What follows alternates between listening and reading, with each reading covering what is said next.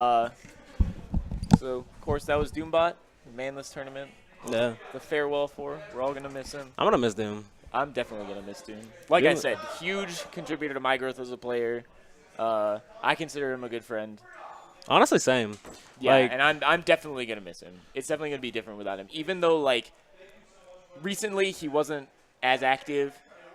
We still knew he was there and he'd still like talk to us and stuff. But as he's like moving to a different state, it's definitely going to be a different feeling from just being sort of inactive. yeah. But we got something else to talk about, and that is your victory this tournament, your first title bout victory. Dude. So, my first question is, and I think there's better questions to ask, but I want to know, why did you play Pikachu in the women's finals set? Everybody I keeps want to know asking your me that. logic. Okay. I want to know what made you think I lost with Diddy, I should play Pikachu. Okay, it wasn't like I was expecting to like go in and body April, not at all. But what I wanted to do is kind of like test, see if I could like get some info on how he's like playing at the moment. And honestly, like for the most part, it was just to test out my Pikachu because I've been practicing Pikachu a lot, Okay. and I like Pikachu. And Makes I sense. kind of just didn't want to get bodied by projectiles because Ryu gets like messed up by projectiles. Yeah, Pikachu's So- got that speed. to be And able he's to get in small. there. Like Yeah. he's extremely small. His crouch can go under like I think any of Villager's slingshots unless he like lands perfectly with it or some crap. Yeah. But for the most part, I like juggling him, and I don't know. It was just mainly because like he was small and he's just got the speed pretty Yeah. much, and because Makes neutral sense. B like blows up Lloyd. Yeah, and that's definitely useful. That was something that I noticed you were struggling with in that first set as Yeah. Diddy. Next question. How did you feel about playing Dirty Bomb in that losers final set? Well, I was like kind of fine with it because we play a lot, and he's like the reason that I know the Bayonetta matchup. And I'm not just saying like, oh, Bayonetta's free or anything because she's obviously not. But I know how he plays kind of. So playing Diddy really like helps me like catch up to him and like play anti witch time because he witch timed a lot, and I don't think I got hit by any of them except for like maybe one. I think you got hit by one. And I died from up smash or something like that after. But other than that, like after that, I just didn't get hit by witch time anymore, and I was playing like the grab game more and focusing on that, letting him come to me, a sort of thing like that. Because Bayonettas don't really have like options like that, and Yeah. once they commit to that side B, then that's damage. That's like Yeah. free damage for Diddy. So I felt like pretty good going into it, just because I'm comfortable in the Bayonetta matchup with all of my characters pretty much. So yeah. So another thing I want to ask you: on your journey to the victory, besides Averill, who do you think gave you like the biggest run for your money? Who do you think was your biggest challenge as you made it in pools or in final bracket? In pools, I didn't lose a game, but Dang. Call to anyone in Toffee's pool, he says you're bad. no, I'm not calling anybody bad. But honestly, maybe Brandon. Brandon? I think so. Dirty Bomb. I'm not either him or PK. Yeah, I was also gonna ask. You did play against PK. You sent him into losers. Did you played PK before? Definitely, several times. Do you think he was like on something different, like that he just had like a little something extra this tournament that he didn't have? Oh, he's been playing on point previously? like the entire day. Like he was playing scary earlier. Like his set with Mace was. All right, that was. I'm sorry. I know you won. That's the highlight of the tournament, though. The PK Mace set. I think that was the highlight of the tournament. Oh, easily. You had a very close set with Averill, but that was just like watching that. I was like this. Like I was on the edge of my seat the whole time. I was like, "What is happening here?" Honestly, both of them same. were playing like madmen. It was crazy. And then the backslash. It hurt my And then feelings. the backslash. It hurt my Apparently, that feelings. was on purpose. No, I believe that. Mace is the type of person that would do that. Even crazier than I thought he was originally. Yeah, Mace is insane though. He's so smart. Yeah, but but either way, you're able to take care of PK. You took care of business. Yeah. You know, The Mario even matchup though I is- can tell you're on something this time. You're definitely playing better. You were able to keep your calm and take care of them. So Yeah, honestly, that's from really like the past or like recent tournaments in general, I haven't really been on point as much, even at like weeklies or loose locals and stuff like that. Just because I haven't had fun with the game really, and I've like a couple of days ago, I like stopped trying to make the game 100% about like winning all the time. Like I need to win. I need to do like no. I found a way to have fun and like play at my best at the same time.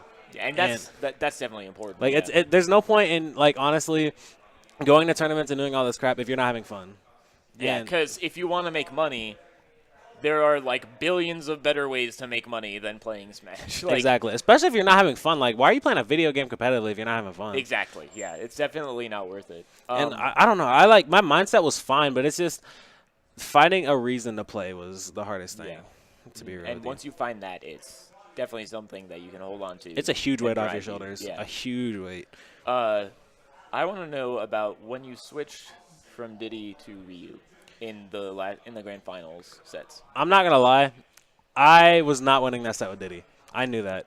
And in winners finals when I played Ryu, I was not feeling Ryu at all. So I was like, Diddy's got to be my answer. Like I don't think I can win this with Ryu or with any other character.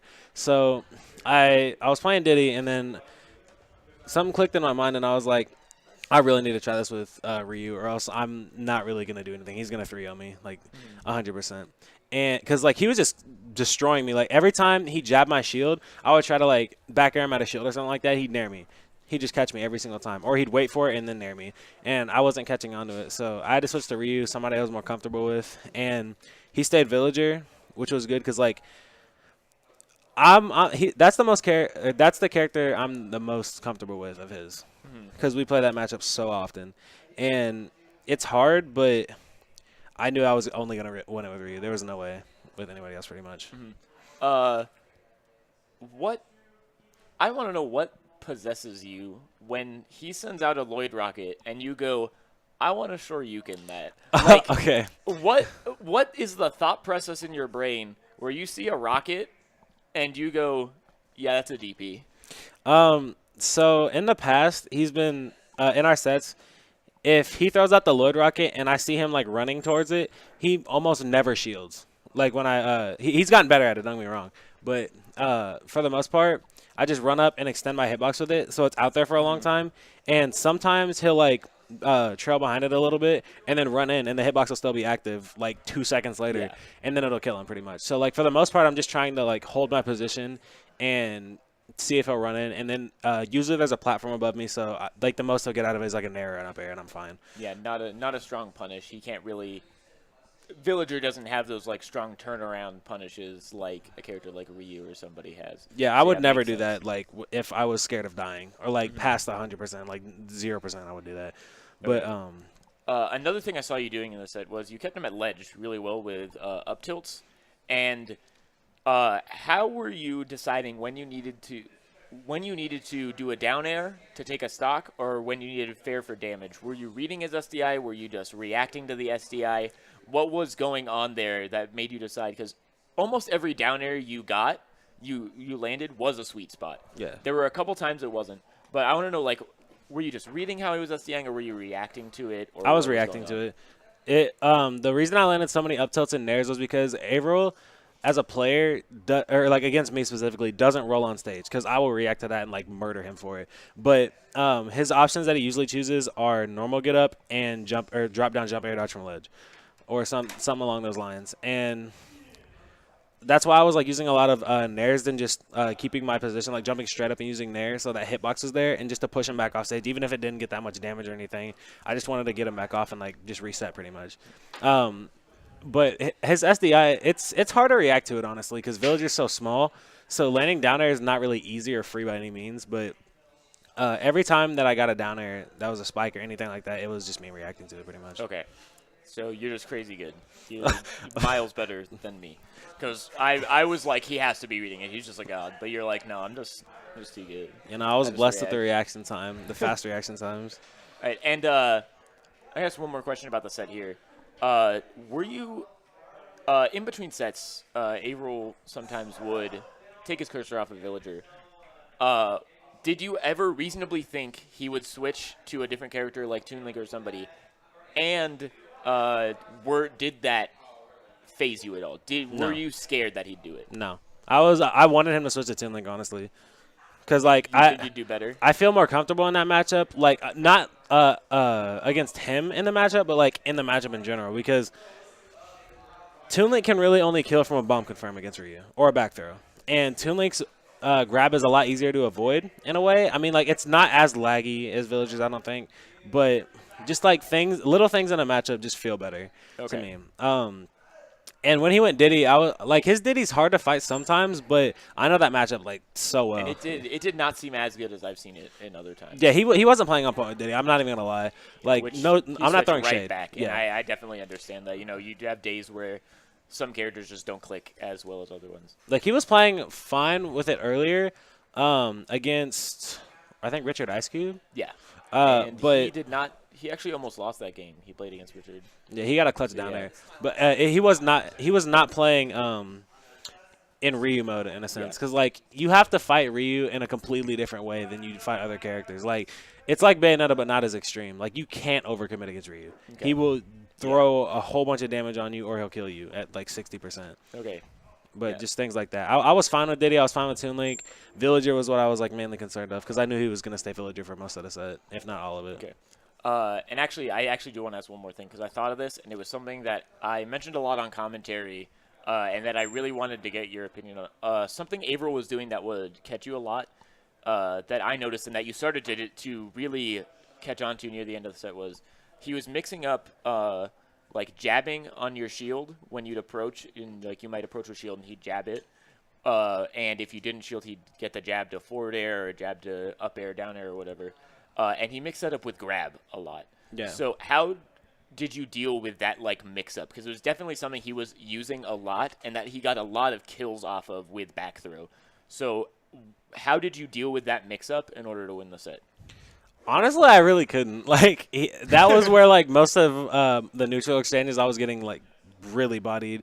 He would because I'm not like gonna just add a shield like do some random option. I'm pretty sure I could DP it, but Maybe. I just didn't think about it at the time. Like I was mainly just trying to be like, okay, shield as much as you can, and then once he gets pushed back far enough, run away. Like throw out a forward tilt or like something simple like a down tilt or something like that I won't really get punished that hard, and just run away. So I don't have to worry about that for the time being, and I could just like space aerials and stuff like that. But I don't know. It was kind of just like I had to stay calm. And with Diddy though, like I couldn't do anything against that. I was the I don't even know. It seemed like he just knew, like, this is when I can get a grab, and he'd just get it. And I think it was just good that you were able to not let that get to you, because, like, it's a mix-up, and it's hard to deal with because he has both those options. That's sort of a 50-50 situation. And so I think, yeah, what you really did that beat that was not letting it get to you and just beating him in other areas of the game. Knowing that, like, this is a 50-50 situation that I will lose sometimes, I'll win sometimes. But as long as I outplay him in all the other areas with ledge trapping and stuff like that, doesn't matter. Yeah, I never really like. I don't think I died from it really, but I got put in bad got position. back throwed. Yeah, a couple times and died. I got back thrown and died, but like not that wasn't where like most of his kills are coming from. Was that mix true. up? But I definitely could have dealt with it better. But hey, you won the set. yeah, I won the set, You won so the I tournament, mean, so it's fine. That's you dealt definitely with it something I need to enough. work on. Yeah. Yeah. Anyway, congratulations, Thank my you. friend. You did a great job. Amazing showing. Steamrolled a lot of people, and congrats on your first title bout. Let's see if you can make it 2 at the next title bout. I'm going title to. bout 4. I'm going to. You better. What will that be? Title bout 4. What month? And it will be today's is February, so April. It'll be in April. It is a bi-monthly tournament.